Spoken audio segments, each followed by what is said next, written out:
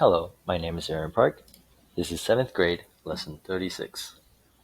So for our first problem, the diameter of a circular sumo wrestling ring, it's a circle, is 14.9 feet.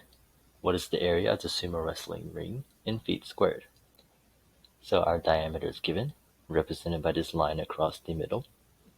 We know that the area of a circle is given by the formula pi r squared, where r is the radius.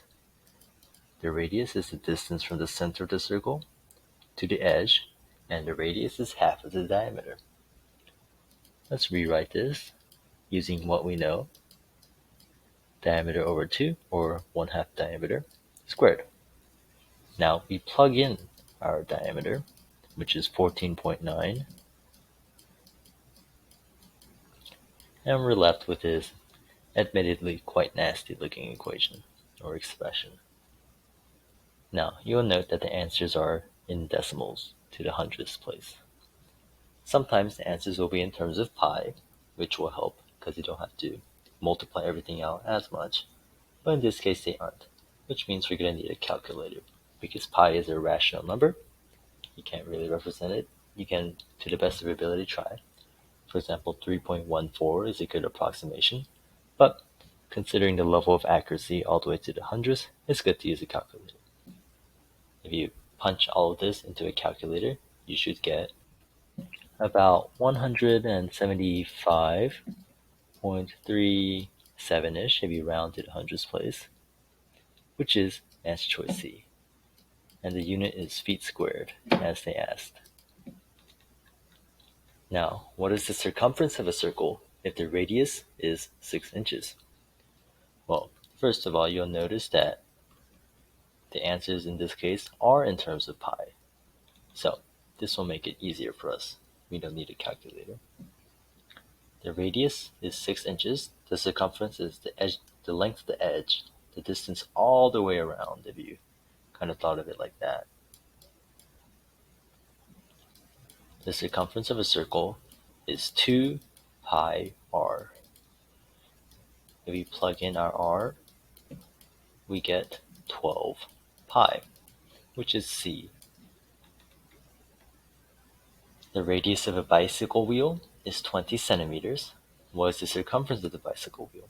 I scroll up because it's asking for the circumference and giving us the radius, which means we use the exact same equation. C equals 2 pi r. Instead of 6, radius is 20, times 2 is 40 pi. The answer is D. The radio station, I think it means, has a broadcasting radius of 40 miles. What area does the radio station cover? So in this case, imagine you have a radio station in the center here, and it's kind of broadcasting out. Its range is 40 miles. So everything in that 40-mile radius, it can broadcast to. Now, how much area does this actually cover? Let's see. Area equals pi r squared. Pi r squared equals pi times 40 squared. And 40 squared is a very big 1,600 pi, which is D. Next, I'll leave this area question to you, as well as this diameter question. Let's try this word problem. A dog is tied to a leash that has a length of 2 meters. What is the area in which the dog can move? Singular. Well, imagine we have a dog and it's tied to some pole or something. Its leash is attached to it. The leash is 2 meters long, and the dog can't go past that. But the leash, even if it's only 2 meters, the dog can run in a lot of different places, right? Because it makes this circle. You can be here, but you can also be here, or on the opposite side. What is this area, is what the question is asking. So the area is equal to pi r squared. Our radius is 2 squared equals 4 pi. So the answer is A. Now for our last page, we want to find the answer. And they're going to give us some fractions. Any fractions, not fractions with variables. If you remember about your fraction multiplication, you can cross-cancel when you're multiplying fractions.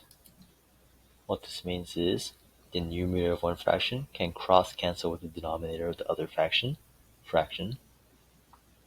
which is very, very convenient.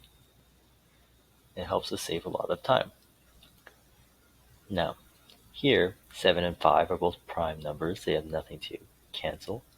But 9p squared and 6p to the power of 4 can cross-cancel.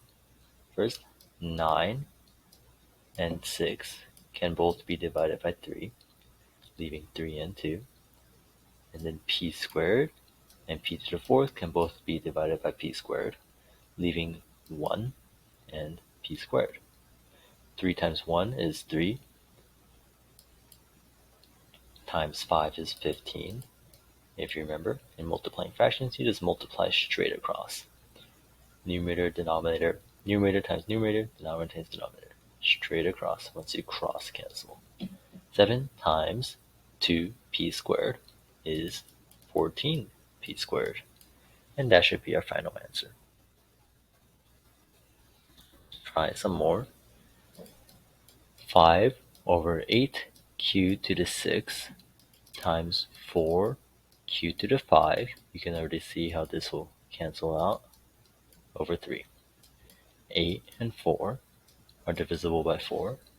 That is a 2. Let me write that again.